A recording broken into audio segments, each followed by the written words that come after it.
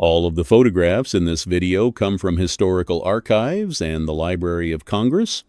None of them are AI generated. In the spring of 1942, tens of thousands of men were handed shovels, axes, and the keys to bulldozers and pointed toward one of the most unforgiving landscapes on the continent. No towns ahead. No roads. In many places, not even a trail. What they were asked to build in less than a year would have taken a peacetime government a decade to approve. The Alaska Highway had been on the drawing board for years. Engineers had floated the idea, politicians had debated it, and nothing had ever happened. It was too expensive, too remote, too ambitious. Then, on the morning of December 7th, 1941, the Japanese Navy attacked Pearl Harbor, and overnight, every objection stopped mattering. Alaska suddenly looked very vulnerable. The territory sat far to the north, reachable only by sea. If enemy forces moved to cut those shipping lanes, the United States would have no way to reinforce or supply it. That fear became very real in 1942 when Japanese troops landed on the Aleutian Islands of Attu and Kiska. For the first time since 1812, foreign soldiers were standing on American soil. Something had to be done, and it had to be done immediately. The man given the job was Brigadier General William M. Hoge of the Army Corps of Engineers. Experienced, methodical, and not easily impressed by obstacles, Hoge had spent his career building things in difficult places. Now he was being asked to push a military road through mountains, frozen rivers, dense forest, and swampland, and deliver it before winter closed in again. Most people who looked at a map thought it couldn't be done. Hoge organized the project like an invasion. Instead of building from one end to the other, he sent crews into the wilderness from multiple directions at once, each pushing toward the others. Construction officially started on March 9th, 1942. The town of Dawson Creek in British Columbia became Mile Zero. From there, and from Fort Nelson, Whitehorse, and Delta Junction in Alaska, thousands of men began moving into the bush simultaneously. More than 10,000 U.S. Army soldiers worked directly on the road.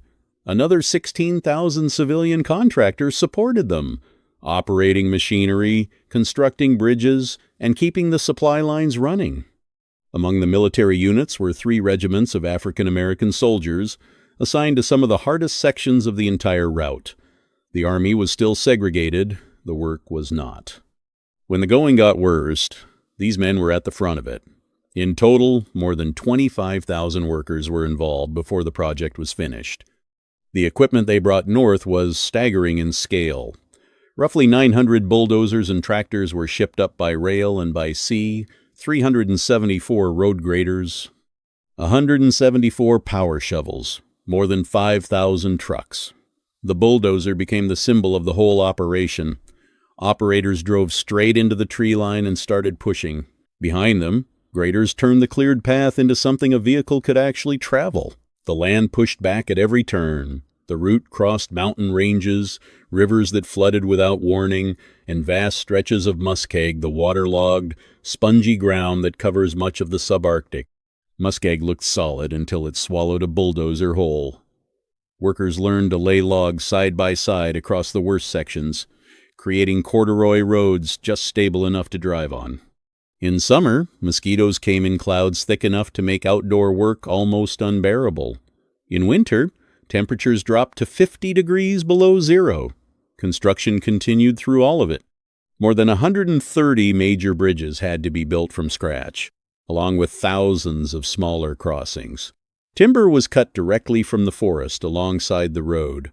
One of the most remarkable structures was the Kiskatinaw River Bridge in British Columbia, a curved wooden bridge that still carries traffic today. Getting supplies to the crews required an operation almost as complex as the construction itself. Heavy equipment came north by rail to Dawson Creek. Trucks carried fuel and materials forward along the road as it was built. Other supplies arrived by ship to Skagway, Alaska, then moved inland on the White Pass and Yukon Route Railway. Riverboats pushed up the Yukon River to reach the most isolated camps.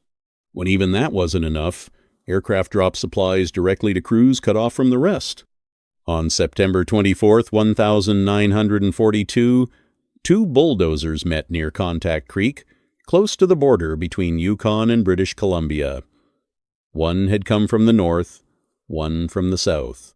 The last trees between them fell, and the road was through. 8 months after construction began, nearly 1,680 miles of wilderness had been connected by a military highway.